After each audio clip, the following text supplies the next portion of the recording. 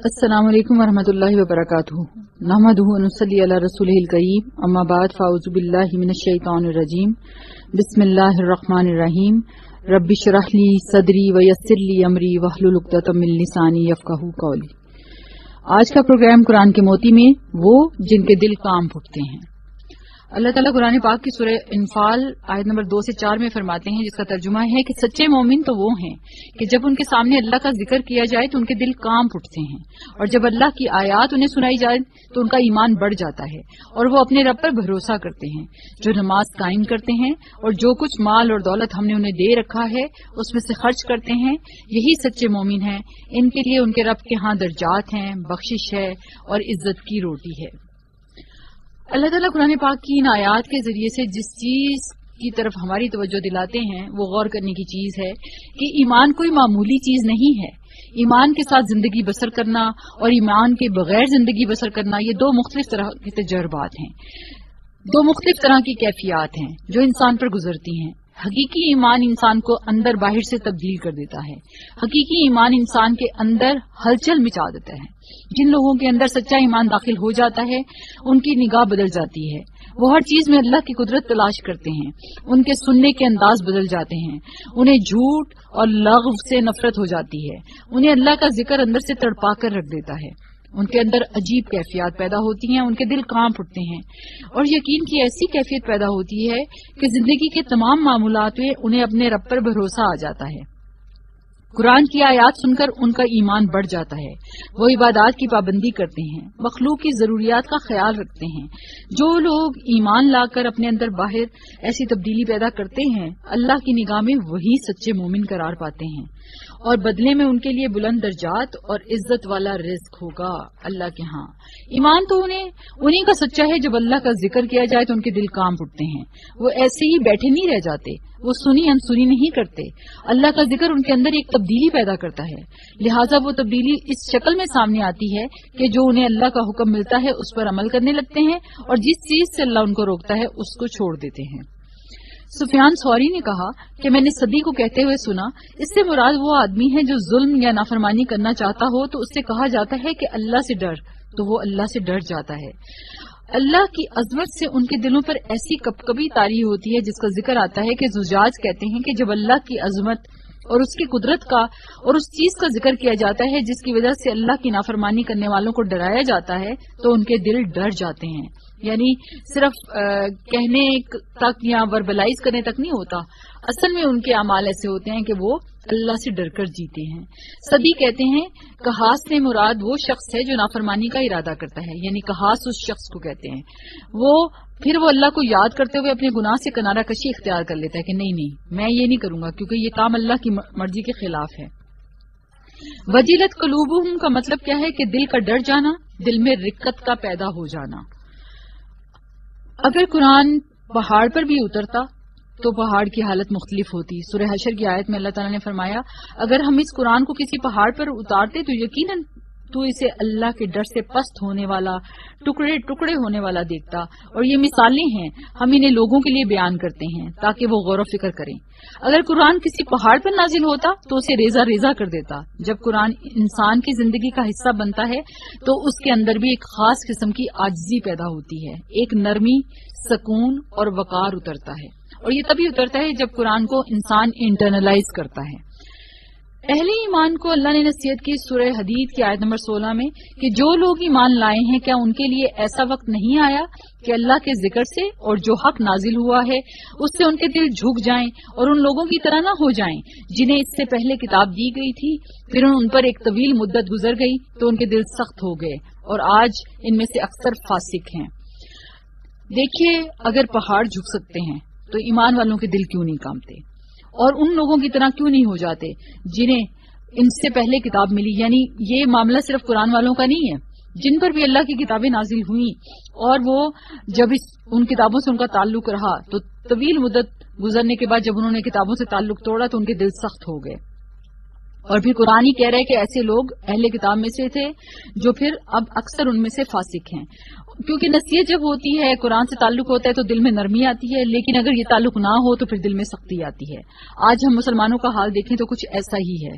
بہت سے لوگ قرآن کو حفظ کر لیتے ہیں لیکن دل سخت ہوتے ہیں، دن رات قرآن پڑھ رہے ہوتے ہیں لیکن دلوں میں کوئی نرمی پیدا نہیں ہوتی، اللہ کی خشیت نہیں ہوتی۔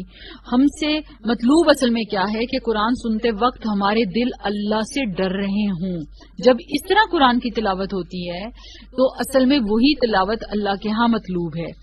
سورہ مریم کی آیت نمبر 58 میں اللہ تعالیٰ نے فرمایا کہ جب ان پر رحمان کی آیات پڑھی جاتی تھی تو وہ سجدہ کرتے تھے اور روتے ہوئے گر جاتے تھے۔ یہ کیوں ہوتا ہے؟ کیونکہ ظاہر ہے جب اللہ کی بات سمجھ میں آتی ہے تو انسان اپنے آپ کو اللہ کے سامنے کیا چیز ہے، انسان کی اصل میں کیا حیثیت اور اوقات ہے۔ لیکن جب ہمیں قرآن کی سمجھ ہی نہیں آتی تو ہمیں کلام اللہ سے کیا فرق پڑے گا۔ اور ہوتا یہ ہے کہ جب انسان پوری طرح سے اللہ کی آیات سے مرغوب ہوتا ہے تو وہ جھکے بغیر رہ نہیں سکتا۔ ہمیں اپنے آپ کا یہ جائزہ لینا چاہیے کہ کیا قرآن سنتے وقت ہمارے اندر بھی یہ کیفیت پیدا ہوتی ہے۔ آپ ذرا اپنی پچھلی زندگی کے بارے میں سوچیں کہ آج تک جتنا قرآن پڑھا، کتنی آیات پر ہم روئے، کتنی آیات پر ہم نے سجدے کیے اور واقعی دلوں کے اندر خشوع اور خضوع پیدا ہوا۔ یہ کتاب عام کتابوں کی طرح کتاب نہیں ہے، یہ کوئی درسی کتاب نہیں ہے کہ جس کو پڑھ کر صرف ایک امتحان دے دیا اور کامیاب ہو جائیں گے، اس کے بعد کتاب بند کر کے رکھنا اور پھر جو اترا محمد صلی اللہ علیہ وسلم کے دل پر اور ان کے دل پر اترنے کا مقصد اور ان کی رقیق القلبی جس کی مثال پھر صحابہ کے عمل میں اور آج ہم امت ہونے کے ناطے دیکھا جائے تو سب سے رقیق القلب ہونا چاہیے تھا ہمیں، لیکن آج ہمارے دلوں کی حالت کیا ہے؟ ہمیں قرآن کی آیات سے کوئی فرق ہی نہیں پڑتا۔ اللہ تعالیٰ سورہ زمر کی آیت نمبر 23 میں فرماتے ہیں کہ اللہ نے سب سے اچھی بات نازل فرمائی، ایسی کتاب جو آپس میں ملتی جلتی ہے، ایسی آیات جو بار بار دہرائی جانے والی ہیں، اس سے ان لوگوں کی کھالوں کے رونگٹے کھڑے ہو جاتے ہیں جو اپنے رب سے ڈرتے ہیں، پھر ان کی کھالیں اور ان کے دل اللہ کے ذکر کی طرف نرم ہو جاتے ہیں۔ یہ اللہ کی ہدایت ہے جس کے ساتھ وہ جسے چاہتا ہے راہ پر لے آتا ہے، اور جسے اللہ گمراہ کر دے تو اسے کوئی راہ پر لانے والا نہیں۔ اور اسی طرح سے ایک اظہار اور بھی ہے جس کو سورہ مائدہ کی آیت نمبر 83 میں فرمایا کہ جب وہ سنتے ہیں جو رسول کی طرف نازل کیا گیا تو دیکھتا ہے کہ ان کی آنکھیں آنسوؤں سے بہہ رہی ہی ہوتی ہیں، اس وجہ سے کہ انہوں نے حق کو پہچان لیا۔ کہتے ہیں اے ہمارے رب، ہم ایمان لے آئے سو ہمیں شہادت دینے والوں کے ساتھ لکھ لے۔ یعنی ایمان کا دل میں آنا نہ صرف نرمی بلکہ آنکھوں سے آنسوؤں کا اظہار ہے۔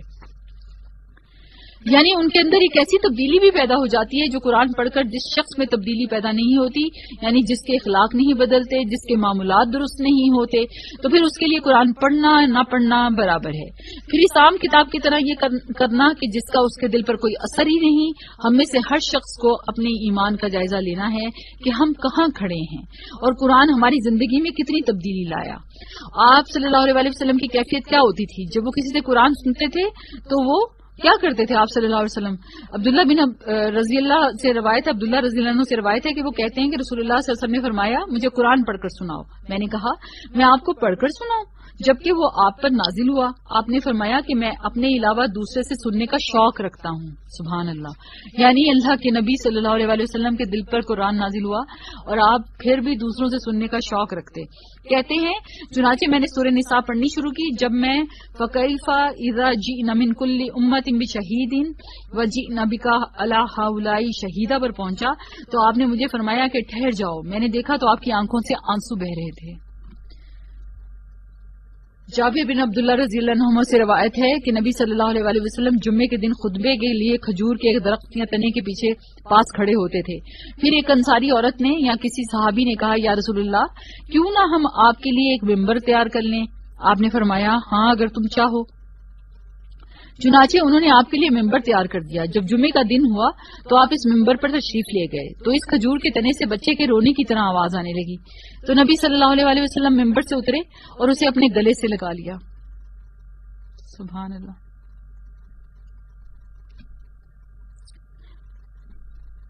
تو وہ اس بچے کی طرح ہچکیاں بھرنے لگا جسے چپ کرایا جاتا ہے۔ پھر آپ نے فرمایا کہ یہ تنا اس لیے رو رہا تھا کہ وہ اللہ کے اس ذکر کو سنا کرتا تھا جو اس کے قریب ہوتا تھا۔ اگر ایک تنے کی حالت یہ ہوتی ہے تو ہماری حالت کیوں نہیں بدلتی؟ وہ بہتر یا ہم بہتر کیوں نہیں ہوتے، لیکن جن کے دل سخت ہو جائیں ان کے دل پر قرآن اثر نہیں کرتا۔ اللہ کے ذکر سے دل سخت ہونے والوں کی مذمت سورہ زمر آیت نمبر 22 میں اللہ تعالیٰ فرماتے ہیں، بس ان کے لیے ہلاکت ہے جن کے دل اللہ کی یاد کی طرف سے سخت ہیں، یہ لوگ سری گمراہی میں ہیں۔ معاذ بن جبل رضی اللہ عنہ سے مروی ہے، وہ کہتے ہیں کہ ان قریب یہ قرآن کچھ لوگوں کے سینوں میں بوسیدہ ہو جائے گا، جیسے کپڑا بوسیدہ ہو کر پھٹ کر جاتا ہے۔ وہ قرآن کو پڑھیں گے لیکن اس میں کوئی لطف و لذت نہیں پائیں گے۔ وہ بھیڑیوں کے دلوں پر بھیڑوں کی کھالیں پہنے ہوں گے۔ ان کا عمل طمع و لالچ کے لیے ہوگا لیکن اس میں اللہ کا خوف نہیں ہوگا۔ اگر وہ عمل میں کوتاہی کریں گے تو کہیں گے کہ ہم عنقریب جنت تک پہنچ جائیں گے، اور اگر وہ برے عمل کریں گے تو کہیں گے کہ ہمیں معاف کر دیا جائے گا۔ ہم اللہ کے ساتھ کسی کو شریک نہیں ٹھہراتے، یعنی ہمیشہ خوش فہمیاں۔ 3 طرح کے موقع پر اپنے دل کا جائزہ لینا چاہیے۔ ایک، سب سے پہلے تو قرآن سنتے وقت، دوسرا ذکر کی مجلسیں جہاں اللہ کی باتیں ہوں، اور تیسرا تنہائی کے اوقات میں۔ اگر ان 3 موقعوں پر اپنے پہلو میں دل نہ پاؤ، یعنی ان چیزوں میں تمہارا دل نہ لگے اور دل اللہ کی طرف متوجہ نہ ہو، تو اللہ سے دعا کرو کہ وہ تمہیں ایک دل عطا فرمائے، اس لیے کہ تمہارے پاس دل نہیں ہے۔ یہ بڑی گہری بات ہے، غور کرنے کی ہے کہ ہم کہیں اس لسٹ میں تو نہیں آ رہے۔ سورہ یاسین میں اللہ تعالیٰ فرماتے ہیں کہ وہ تو سراسر نصیحت ہے اور واضح قرآن کے سوا کچھ نہیں، تاکہ اسے ڈرائے جو زندہ ہو۔ ابن قیم کہتے ہیں کہ لوگوں کی 3 قسمیں ہیں۔ اب ان 3 قسموں میں سے کوئی ایک قسم تو ہم بھی ہوں گے۔ پہلی قسم وہ لوگ ہیں جن کا دل مر چکا ہے، یعنی یہ وہ شخص ہے کہ اس کا دل ہے ہی نہیں، اس آدمی کے حق میں آیت نصیحت نہیں بنے گی۔ دوسرا وہ شخص ہے جس کا دل زندہ اور اہلیت رکھنے والا ہوتا ہے لیکن وہ تلاوت والی آیات کو کان لگا کر نہیں سنتا، یعنی اس نے سننا ہی نہیں ہے، اس کے نصیب میں یہ نہیں ہے، یعنی کہ ظاہر ہے ٹائم نہیں ہے، کبھی زندگی اتنی مصروف ہے، یا کوئی نہ کوئی بہانہ ہے، یا کمپنی ہے، یا دوست ہے، یا انٹرٹینمنٹ ہے، یا بزنس ہے، یعنی جن کے ذریعے اللہ ان نشانیوں کے بارے میں خبر دے رہے ہیں جو دکھائی دینے والی ہیں، یا تو وہ آیات اس تک پہنچیں گی نہیں، یا اگر پہنچ گئی لیکن اس کا دل ان آیات سے ہٹ کر کسی اور چیز میں مشغول ہوگا، وہ مصروف ہی کسی اور چیز میں ہوگا اور اس کا دل غیر حاضر ہوگا۔ ایسے انسان کو بھی نصیحت حاصل نہیں ہوتی، حالانکہ اس میں پوٹینشل ہوتا ہے، یعنی خیر اس کے اندر ہوتا ہے لیکن اس کو نصیب ہی نہیں ہوتا سننا۔ اور تیسرا وہ آدمی ہے جس کا دل زندہ ہے اور وہ اہلیت بھی رکھتا ہے، جب اس پر اللہ کی آیات تلاوت کی جاتی ہے تو وہ اپنا کان لگاتا ہے اور اپنے کانوں کو اس کی طرف ڈال دیتا ہے اور اپنے دل کو حاضر کرتا ہے۔ جو کچھ وہ سن رہا ہوتا ہے اس کے فہم کے علاوہ وہ اپنے دل کو کہیں اور مشغول نہیں ہونے دیتا، اور یہ وہ فوکسڈ لوگ ہوتے ہیں جو قرآن سے ہر طرح کا فائدہ اٹھا لیتے ہیں۔ اس کا دل بھی حاضر ہوتا ہے اور اس کے کان بھی حاضر ہوتے ہیں۔ اور یہ سچی بات ہے کہ میں نے زندگی میں اتنی دفعہ قرآن پڑھا تھا لیکن کبھی کسی سے سنا نہیں تھا۔ جب میں نے قرآن سنا، یعنی وہ ترجمہ اور تفسیر اور فہم، تو آیات کا سننا تھا، سورۃ فاتحہ کا سننا تھا، اور میرے دل کی حالت ایسی دیوانی ہو گئی کہ بس اللہ، میں نے تو اس قرآن کو کبھی ٹائم ہی نہیں دیا، میں نے تو زندگی میں میڈیکل پڑھائی اور راتوں کو بھی جاگ جاگ کے۔ تو یہ تو حقیقت ہے کہ لسننگ جو ہے نا، ایکٹیو لسننگ فار قرآن، یہ جو انسان کے اوپر اثر انداز ہوتی ہے نا، وہ خالی پڑھنے سے اور ریڈنگ سے نہیں ہو رہا ہوتا۔ تو اس لیے دل حاضر ہو جائے نا تو اس کے ساتھ ساتھ کوشش کرنی چاہیے کہ کانوں کو بھی حاضر کریں، کیونکہ اس قسم کے جو لوگ ہوتے ہیں پھر ان کو آیات بھی فائدہ دیتی ہیں، ان کو تلاوت جو کی جاتی ہے وہ ان آیات سے فائدہ بھی اٹھاتے ہیں، اور جو مشاہدے سے تعلق رکھتے ہیں ان چیزوں پر غور و فکر بھی کرتے ہیں، اور اس کے ذریعے سے ان کا ایمان بڑھتا جاتا ہے۔ یہ مدارج السالکین میں امام احیاء العلوم کا جو ایک وہ تفسیر جس میں ہوئی ہے، یہ بہت اچھا ایکسپلین کیا گیا ہے۔ جب اللہ کی آیات انہیں سنائی جاتی ہیں تو ان کا ایمان بڑھتا ہے۔ ایمان کے اصل میں 2 درجے ہیں۔ ایک چیز ہوتی ہے تصدیق، تصدیق جو ہے وہ بھی ایمان کو بڑھاتی ہے اور وہ اللہ کی باتوں کو سچ سمجھنے لگتا ہے، اور دوسری چیز ہوتی ہے جو انسان کے اندر آتی ہے ایمان کا بڑھنے سے، وہ خشیت ہے، یعنی اللہ کا خوف بڑھاتی ہے، یعنی ایمان بڑھتا ہے تو ان کی خشیت بھی اتنی بڑھتی ہے، یعنی ایک طرف اس کو ویلیڈیشن ہوتی جاتی ہے کہ اللہ کی باتیں کتنی سچی ہیں، اور دوسری طرف ان باتوں کو سچا مان کر انسان اللہ کے سامنے جھکنا شروع ہو جاتا ہے، اللہ کی خشیت اختیار کرتا ہے، اور اللہ کی خشیت اس کو اللہ کے اور بھی قریب کرتی ہے۔ جب ایمان بڑھتا ہے تو انسان کے اندر خشیت بڑھنا ایک لازمی امر ہے۔ اس کی وجہ یہ ہوتی ہے کہ جب اس کے کان سننے لگتے ہیں، وہ غور و فکر کرنے لگ جاتا ہے، دلوں کو حاضر کرتا ہے، اور ان ساری سٹیجز سے گزر کر اس کا ایمان بڑھنا شروع ہو جاتا ہے. کیونکہ جب انسان کا دل تدبر کرتا ہے، اور تدبر دلوں کے اعمال میں سے عمل ہیں، اس لیے بھی کہ تدبر ان کے لیے ایسے معنی واضح کرتا ہے جس سے وہ پہلے ناواقف تھا، یا جو کچھ وہ بھول چکا تھا اسے یاد کرا دیتا ہے. اور اسی طرح سے غور و فکر ان کے دلوں میں نیکی کی رغبت اور اپنے رب کی کرامت کا شوق پیدا کر دیتے ہیں. اور تدبر اللہ کے عذابوں سے خوف یا اس کی نافرمانیوں سے باز آ جانے کے عمل کو پیدا کر دیتا ہے. اور ان سب چیزوں سے انسان کا ایمان بڑھتا ہے. اور فائدہ کیا ہوتا ہے کہ انسان اللہ پر توکل کرنے میں اور بھی بڑھ جاتا ہے. وَعَلَىٰ رَبِّهِمْ يَتَوَكَّلُونَ، اس کے بھی دو معنی ہیں. پہلا یہ کہ دنیا کی جن سختیوں کے بارے میں ان کو خوف لاحق ہوتا ہے وہ ان کے بارے میں اللہ پر بھروسہ کرتا ہے. دوسرا اپنے وہ اعمال جن کے بارے میں وہ آخرت میں ثواب کی امید رکھتے ہیں اس کے بارے میں بھی وہ اللہ پر بھروسہ رکھتا ہے. یعنی اصل چیز اس کے اندر اللہ کا بھروسہ ہوتا ہے.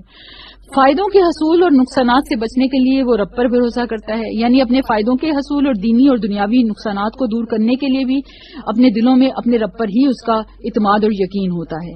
اور پھر ان کی کوالٹی اور کیا ہوتی ہے کہ وہ نمازیں قائم کرتے ہیں، جو کچھ مال اور دولت اللہ نے دے رکھا ہے اس میں سے خرچ کرتے ہیں. فرض نماز تو پڑھتے ہی ہیں لیکن اس کے ساتھ ساتھ نفل کا اہتمام کرتے ہیں.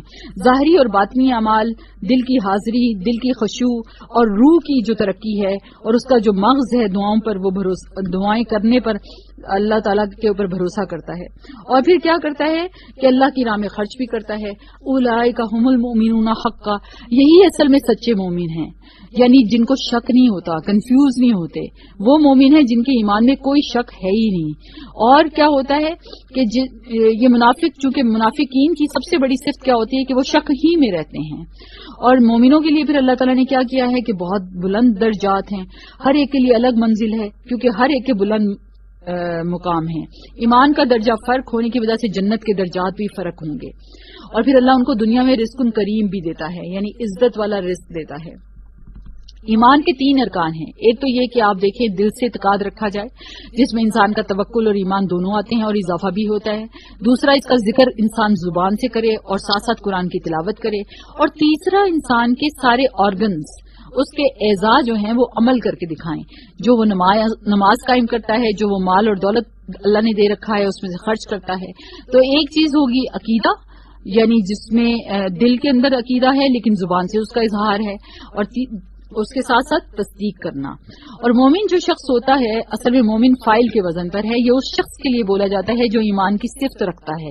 اس لیے اس بات کی طرف اشارہ کرنا مناسب ہے کہ لغت میں مومن کا لفظ 3 لغوی بنیادی لفظوں میں آتا ہے. ایک تو امن والا، یعنی خوف کے بالمقابل ہے، یعنی جو لوگ ایمان رکھتے ہیں اور اپنے ایمان کو شرک کے ساتھ نہیں ملاتے، یہی لوگ ہیں جن کے لیے امن ہے اور یہی ہدایت پانے والے ہیں. دوسری چیز مومن کے بارے میں کیا آتی ہے کہ تصدیق کرنا، یعنی تکذیب نہیں کرتا. اور تو ہرگز ہی ہمارا اعتبار کرنے والا نہیں، خواہ ہم سچے ہوں، یعنی کہ اصل چیز ایمان کے ساتھ تصدیق کرنا ہے. اور تیسری چیز ہے امانت دار ہونا، خیانت کے برعکس ہے. اس میں انسان اللہ کے ساتھ خیانت نہیں برتتا بلکہ اسے حکم جو بھی ملتا ہے اس کو بجا لاتا ہے.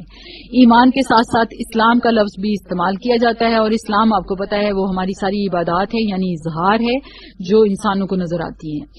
ایمان کے مختلف ارکان ہیں. ایک تو اللہ پر ایمان، رسولوں پر ایمان، آخرت پر ایمان، کتابوں پر ایمان، فرشتوں پر ایمان، تقدیر پر ایمان. انسان اسلام میں داخل ہوتا ہے تو جب وہ اس پر عمل شروع کرتا ہے تو وہ اسلام، یعنی اصل میں ایمان اس کے دل میں ہے اور اسلام اس کا اظہار ہے. اور جب وہ یہ اعمال کرتا چلا جاتا ہے تو اس کے درجات بھی اللہ تعالیٰ جنت میں بڑھاتے جاتے ہیں. ایمان اصل میں گھٹتا اور بڑھتا دونوں ہے.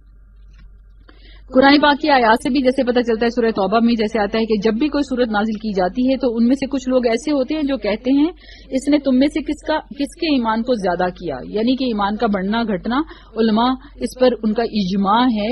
امام بخاری کہتے ہیں کہ میں مختلف شہروں میں 1000 سے زیادہ علماء سے ملا، ان میں سے کسی ایک کو اس مسئلے میں اختلاف کرتے ہوئے نہیں پایا کہ ایمان قول اور عمل دونوں کا نام ہے، یعنی اللہ کی اطاعت کرنا اور گناہوں کو چھوڑ دینا. ایمان کی شاخوں میں سب سے افضل شاخ لا الہ الا اللہ ہے، اور سب سے ادنا شاخ کسی اذیت دہ چیز کو راستے سے ہٹا دینا ہے. اور حیا بھی اصل میں ایمان کی ایک شاخ ہے. ایمان کے جو مختلف درجے ہیں اس کے بارے میں رسول اللہ صلی اللہ علیہ وسلم نے فرمایا طاقتور مومن کمزور مومن سے بہتر ہے اور اللہ کو زیادہ محبوب ہے، ہر ایک میں خیر موجود ہے. یعنی اللہ تعالیٰ کا معاملہ انسانوں کے ساتھ کیا ہے کہ وہ یہ چاہتا ہے کہ بندے کا ایمان بڑھے.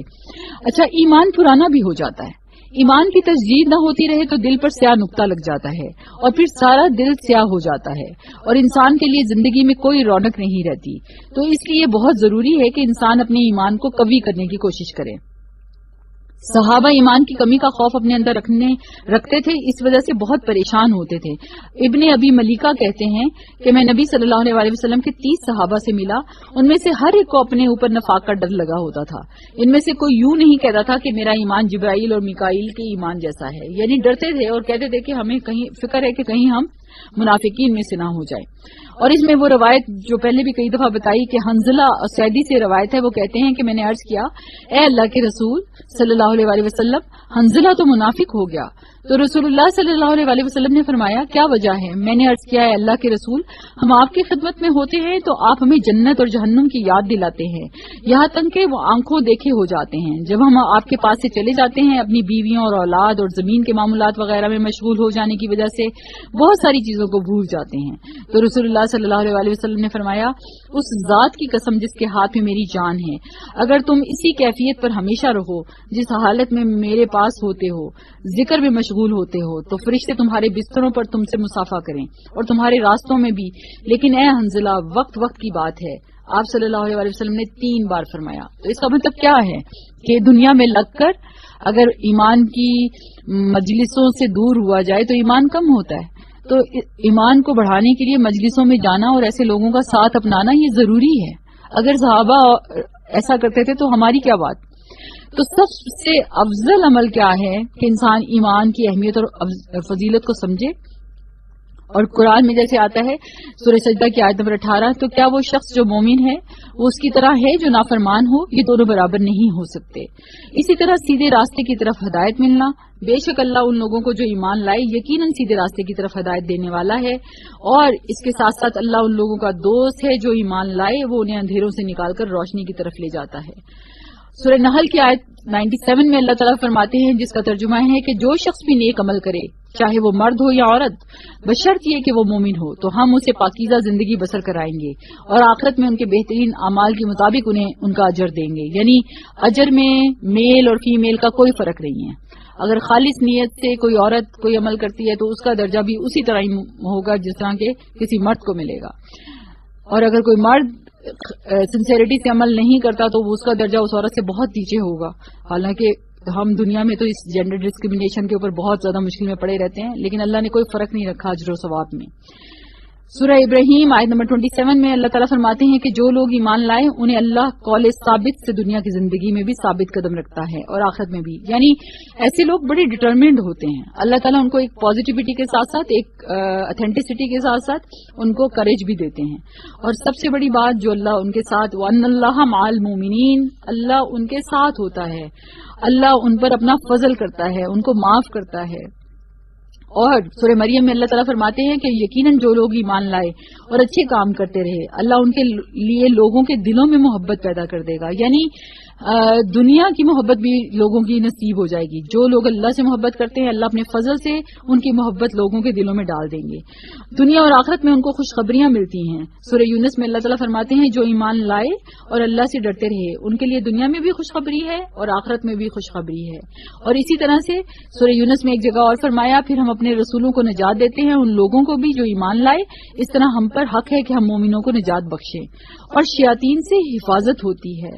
انہ لیس لہ سلطان علی الذین آمنوا علی ربہم یتوکلون، اس شیطان کا ان لوگوں پر کوئی بس نہیں چلتا جو ایمان لائے اور اپنے رب پر بھروسہ کریں. کتنی مزے کی بات ہے کہ شیطان کا زور ہی نہیں چلتا. سبحان اللہ. تو ایمان جو ہے اس کی بدولت انسان کو اچھائی اور برائی کی پہچان بھی ہوتی ہے اور اس کی وجہ سے اس کو جنت پہ داخلہ ملے گا. ایمان کی بدولت گناہوں کی بخشش بھی ہوتی ہے اور ایمان والوں کا ساتھ نصیب ہوگا. اور کیا ہوتا ہے کہ ایمان کو بڑھانے والے اسباب میں سب سے پہلی چیز جو ہے وہ اللہ کی پہچان ہے. اللہ کی معرفت ہے.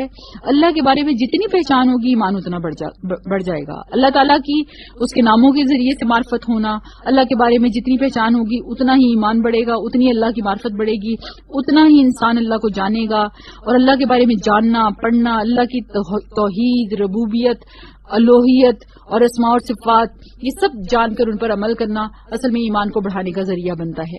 ابن تیمیہ رحم اللہ کہتے ہیں کہ جو اللہ کے ناموں کو معلوم کر کے ان کے معنی کو سمجھ کر ان پر ایمان لائے تو اس کا ایمان اس آدمی کی نسبت زیادہ کامل ہوگا جو ان ناموں کو نہیں پہچانتا, بلکہ وہ مجمل طریقے پر صرف ایمان رکھتا ہے, یعنی اس کو صرف یہ پتا ہے کہ یہ نام ہے.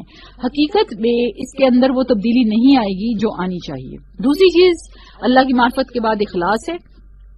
جتنا ایمان بڑھتا ہے انسان ہر کام اللہ کی خاطر کرنے لگ جاتا ہے, اور جتنا جتنا اللہ کی خاطر کرتا ہے طریقہ اپنا اتنا ہی محبوب رسول اللہ صلی اللہ علیہ وسلم کی سنت کے مطابق ہوتا جاتا ہے.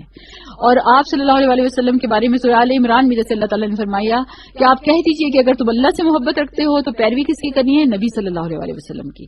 تو تیسری چیز اطاعت رسول ہے. چوتھی چیز کائنات میں غور و فکر ہے, کیونکہ آیات پر اللہ کا ایمان بڑھنا, اس میں آیات تکوینی بھی آتی ہے. اور دنیا میں آپ دیکھیے سب سے بڑی اگر نشانی دیکھیں نا, آسمان, زمین, سورج, چاند, ان سب کو تو نشانیاں کہتے ہی ہیں, لیکن موت خود اتنی بڑی نشانی ہے چاہے وہ دوسروں کی کیوں نہ ہو, کہ کیونکہ موت انسان کے لیے خود کے لیے موٹیویشن بن جاتی ہے.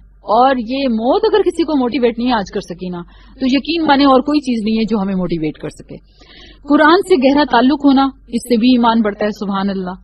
آپ غور دیکھیں, آپ انسان کی زندگی کے ہر پرسپیکٹو کے اوپر اگر تھوڑا سا غور کریں ان پوائنٹس کے اوپر تو آپ کو سمجھ آئے گی کہ کتنا انٹرسٹنگ لائف سٹائل ہے. قرآن سے ایمان میں اضافہ ہوتا ہے. جندب بن عبداللہ اور ابن عمر وغیرہ کہتے ہیں کہ ہم نے ایمان سیکھا, پھر ہم نے قرآن سیکھا, جس سے ہمارے ایمان میں اضافہ ہوا. یعنی ایمان پہلے سیکھا پیغمبر کے ذریعے سے جیسے انہوں نے مانا, اور پھر اس کے بعد قرآن سیکھا, تو قرآن خود ایمان کو بڑھانے کا ذریعہ بن جاتا ہے. ابن مسعود کہتے ہیں کہ جس میں یہ تین باتیں پائی جاتی ہیں اللہ اس کے دل کو ایمان سے بھر دیتا ہے.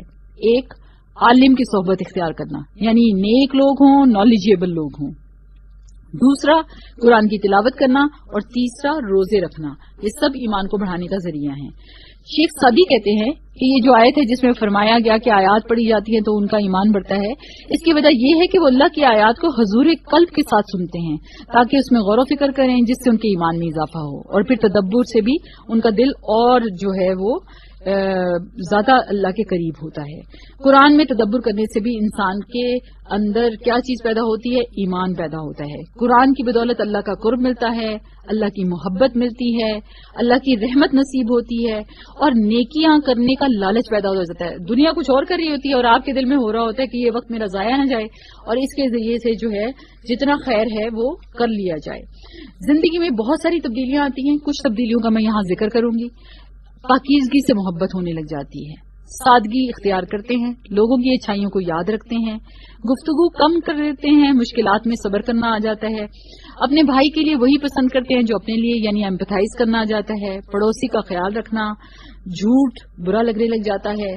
کچھ ایسے کام ہوتے ہیں جو انسان کے ایمان کو گھٹاتے ہیں تو انسان اس سے بچتا ہے, جیسے غفلت ہے, دنیا میں مگن ہو جانا, دنیا کو آخرت پر ترجیح دینا, یعنی مال کی محبت میں اضافہ ہونا.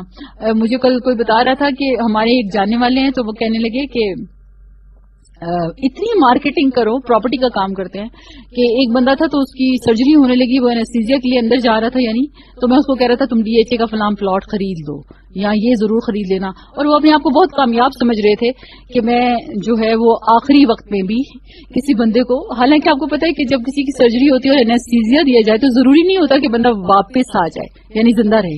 تو ہمارا کام کیا تھا کہ ہم اسے کلمہ یاد کراتے نا, لیکن وہ اپنی مارکیٹنگ سکلز پہ یہ بات کر رہے تھے کہ میں اس وقت بھی ان کو یہ مارکیٹنگ کر رہا تھا کہ فلاں فلاں جگہ پہ پلاٹ لے لو. تو جب ہم دنیا کو آخرت پہ ترجیح دیتے ہیں نا تو کچھ اسی قسم کے کام ہوتے ہیں.